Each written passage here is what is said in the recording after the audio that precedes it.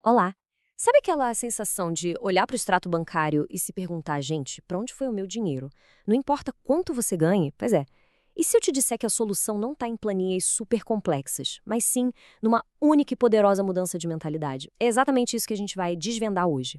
Eu sei, essa frase pode soar um pouco estranha, né? A gente passa a vida inteira acreditando que, se o salário fosse maior, todos os problemas estariam resolvidos. Mas essa, na verdade, é uma das maiores armadilhas financeiras que existem. O problema raramente está no valor que entra, mas sim em como a gente deixa ele sair. E é isso que vamos investigar. Pensa só naquelas histórias que todo mundo conhece. Tem aquela pessoa que ganha, sei lá, 20 mil por mês e vive pendurada no cheque especial. E tem aquela outra que, com 5 mil, consegue investir um pouquinho todo santo mês. O que separa essas duas pessoas? Com certeza não é o salário, é o comportamento.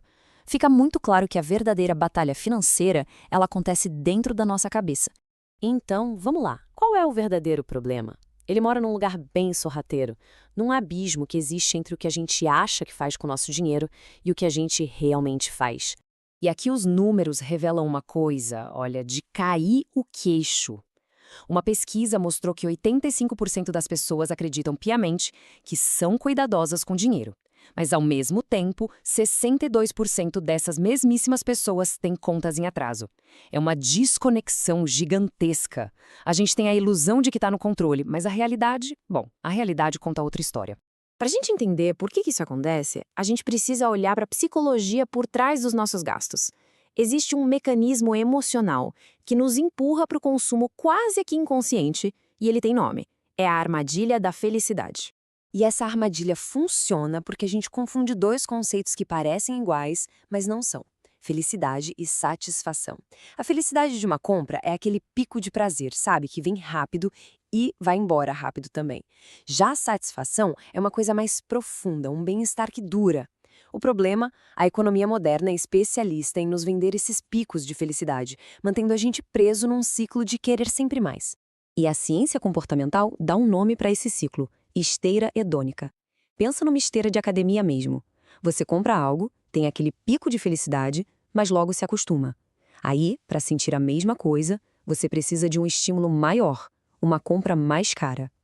É por isso que, muitas vezes, aumentar o salário não se traduz em se sentir mais rico. A esteira só acelera. Ok.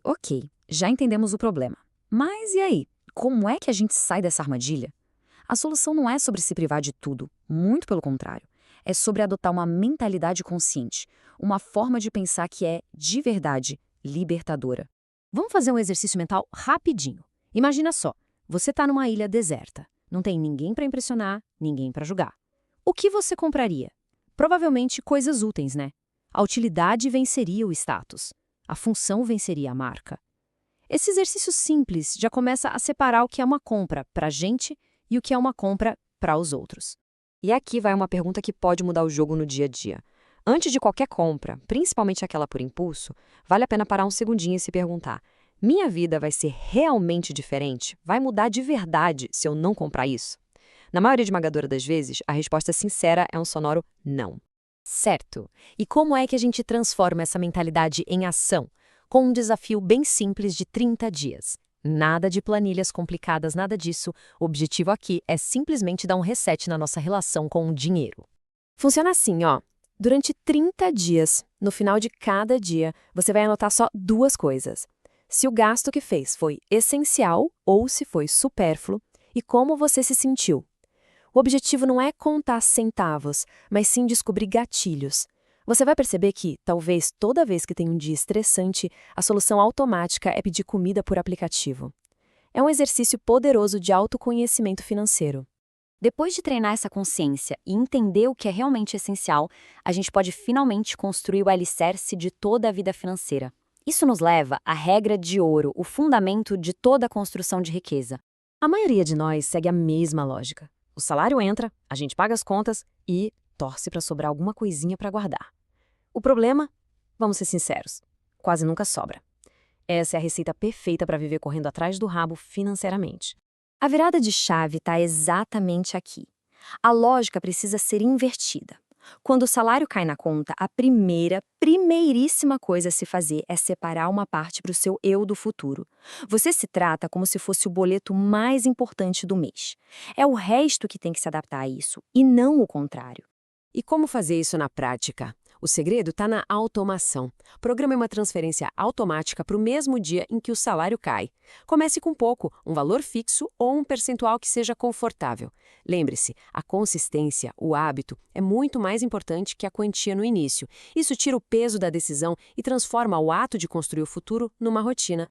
Então, o ponto crucial de tudo isso é o seguinte: a verdadeira organização financeira não começa num aplicativo, não começa numa planilha, nem em regras de orçamento complicadas. Ela começa com a expansão da sua consciência. Saber a diferença entre o que é essencial para a sua vida e o que é só ruído muda absolutamente tudo. E para fechar, fica aqui uma única pergunta para servir como um filtro definitivo na sua vida. Antes de qualquer compra, de qualquer gasto, se pergunte com total honestidade: isso melhora a minha vida de verdade? A resposta para essa pergunta é o que separa uma vida de consumo no piloto automático de uma vida de verdadeira prosperidade.